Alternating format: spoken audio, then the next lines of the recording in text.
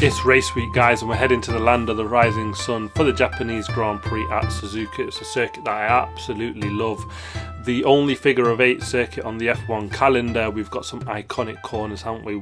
Senna S's, Degner 130R. It's brilliant. And we've also had some iconic moments here, haven't we?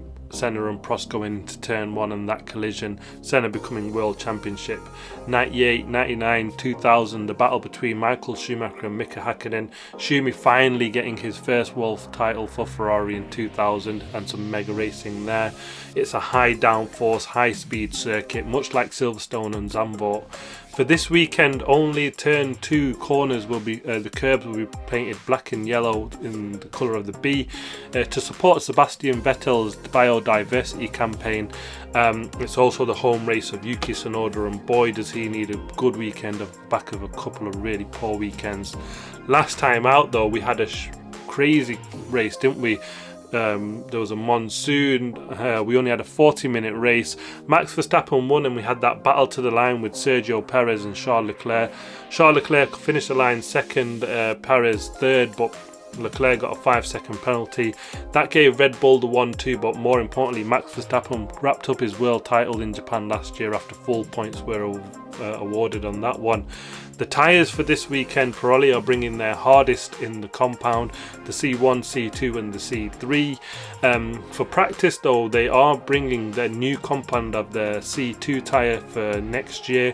They are planning to just try and get that sorted in the bag for next year, but that'll be available to all the teams from practice. The weather condition, it's meant to be wet for the Friday practices potentially. If that is the case, practice 3 on the Saturday will be massively important, won't there? Be a lot of pressure on the teams to get that right. We could therefore see a mixed up grid for Saturday or Sunday if the teams don't get the setup right for that weekend, but it is going to be dry for Saturday and Sunday. Let's see if that weather materialises, you never know, but when it rains in Suzuka, as we seen last year, it rains. Next for the podium predictions, will Max Verstappen make it back to the top step of the podium? Was Singapore really just a one-off, or has the technical directive which banned the flexible floor and wings really hampered them? Time will tell, but I am expecting him to be right back at the top flying. I think Singapore is just one of them weird circuits where we've seen odd results from a team that's normally been dominated. It's happened to Mercedes before in the past, and everybody's kind of just saying, well, no, they'll be right back up at the top. And for me, yeah, I don't see any different. He'll be on it from minute 1. I expect Max Verstappen to try and get that win back and that winning feeling back into that Red Bull team. So I'm going for him in the top step of the podium, but behind him it's really tough, isn't it? Will we see a revival from Aston Martin like we've seen from them in Zandvoort? McLaren, Ferrari, Mercedes have just been right in the mix. Any one of them has been taking that second, third place on the podium, haven't they? For this weekend though, I'm going for Lando Norris to take that second step on the podium. He's been brilliant after last weekend, and that McLaren should go well there. It did well in Silverstone, it did well in Zandvoort, and this is a similar high speed, high cornering circuit. It should suit their car, so I'm expecting them to be flying. In that third place though, I'm going to go for Carlos Sainz. I don't think that Ferrari will be as fast here as we've seen in the last couple of Grand Prix, but Carlos Sainz has been absolutely on it, hasn't he? And he's the man in form this so far in the last couple of Grand Prix, and I'm expecting him to drag that Ferrari into the podium positions and that final third place for him. I'm writing off the Mercedes here because they've been consistent. Lewis Hamilton has been on the podium for an awful lot, hasn't he? And I'm not sure why I'm writing them off, but it looked like it'd be again a fantastic battle in behind the Red Bull though. Max Verstappen, Norris, Sainz, my top 3. The surprise performance here though, I'm going for Pierre Gasly. I'm going off the back of that they've done really well in Zandvoort, and this is a similar circuit.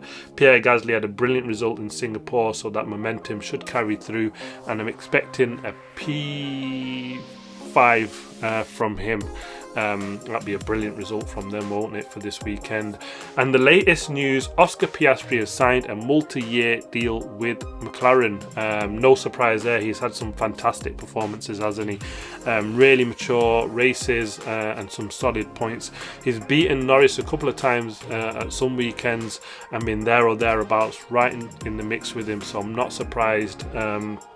You know, a guy that they really went after, try and drag him from Alpine across to them to tie him down after his performances. No surprise, and well done to the pair of them to getting that wrapped up. In other news, I expect Liam Lawson to continue in the seat for Daniel Ricciardo. He's penciled back in, Danny Rick, for Qatar. Could this be then Liam Lawson's last race to put his marker down for a seat in that team? Who knows, but yeah, he's done a fantastic job, hasn't he? And it looks like a three-way battle potentially for that seat, doesn't it? With Yuki Tsunoda, Danny Rick and him all fighting it out. We don't know what mixture of team of the three will end up in that seat for next year. They've still got to announce both seats, so it'll be fantastic to see how they get on. Lance Stroll, after his big crash in Saturday last weekend, is fit to race in Japan. Toto Wolff, on the other hand, he's going in for knee surgery. He'll miss the Japanese Grand Prix. Other team members will take up his place on that. Zhou Guanzu has been granted a 1-year extension to his contract at Alfa Romeo. He's had a decent season so far, I think. Yeah, so I think that's kind of deserved from him. And Alfa Romeo sticking with Bottas and Zhou for next season. They're also bringing sticking with Alfa Romeo. They're bringing some upgrades, some upgraded floors to the Japanese Grand Prix. Much needed performance from them. And Zhou, after a really good weekend, pit lane to P2. I think that's gone underrated a bit, that performance. It's actually fantastic, and probably what was the worst car. A fantastic job from him. In terms of the upgrades, sticking with that, McLaren are bringing some more small upgrades to Japan. This time Oscar Piastri will also get them. McLaren will now slowly keep bringing performance, and a lot of it is geared towards next year. Mercedes have also said that they'll have some small upgrades, not really for this car, but for next year is their focus with these upgrades. Let's see how that pans out. But yeah, it's all set to be a fantastic weekend. It always is. An early start for us Brits here in the UK for the Japanese Grand Prix. Can't wait for the action to get going, especially after Singapore, and if it's anything like that, we're in for a fantastic weekend, aren't we? Thanks for watching. Please like, subscribe and comment as always, and I'll see you for Saturday's qualifying review. See you then.